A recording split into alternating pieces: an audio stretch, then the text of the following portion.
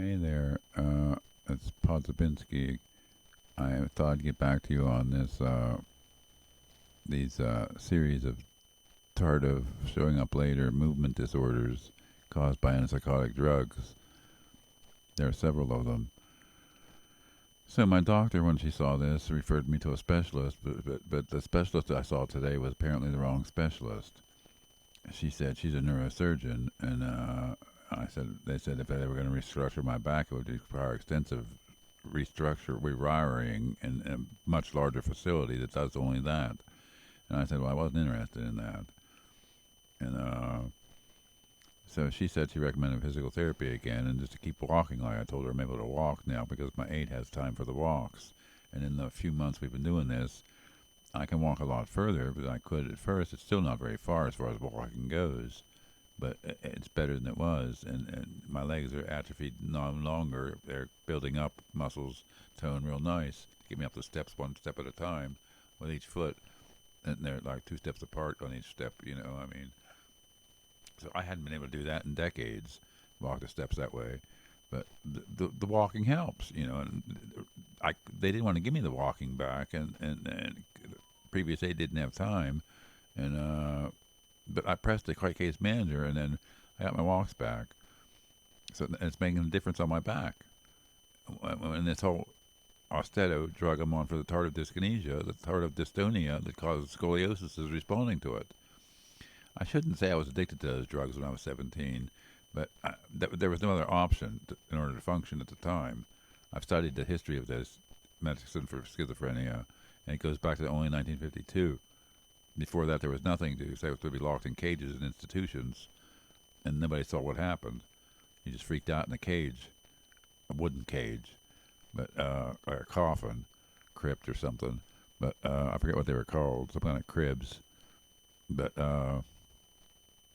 anyways, so the 1950s brought on thorazine generation of medication that caused all this tardive dystonia and tardive dyskinesia. Tardive dystonia responds to the tardive dyskinesia drug. My back has changed. That's what the point of today was. So they took a series of scoliosis scans, X-rays, a whole panel. I had to stand over against the machine and go different directions, and it hurt. I mean, I was like, but I got through it, and then talked to them later, and they said, well, we're really not the right place. We do surgery, and you don't want that. So maybe I should have seen a neurologist instead of a neurosurgeon. That was where the primary referred me. They looked it up and said that was who to read the scans of the spine. So I guess I'll get a report on that. But as far as what to do, she just said keep walking then and keep as often as you can. And she understands why I won't go out alone. So anyways, so I don't anyways. But so. Was it a waste of time? Not really. It was a nice trip to go in there and do all that, and no, I'm not a candidate for surgery. My back is retrievable. It's just a matter of getting the muscles built up, which is walking builds up around my shoulder, my sternum or my ribs or whatever to my back.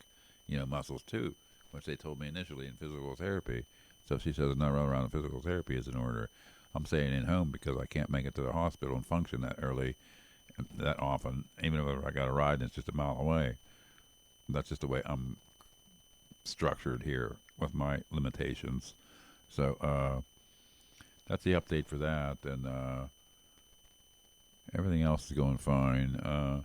Work ongoing here in progress as usual, but making progress.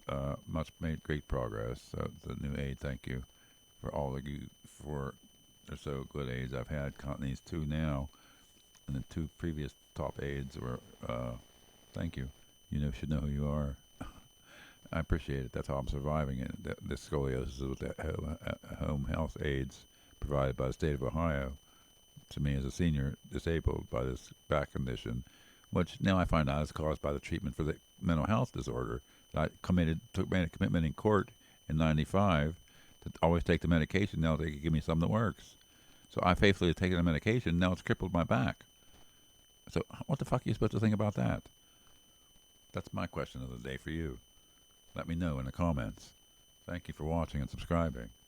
I really appreciate it.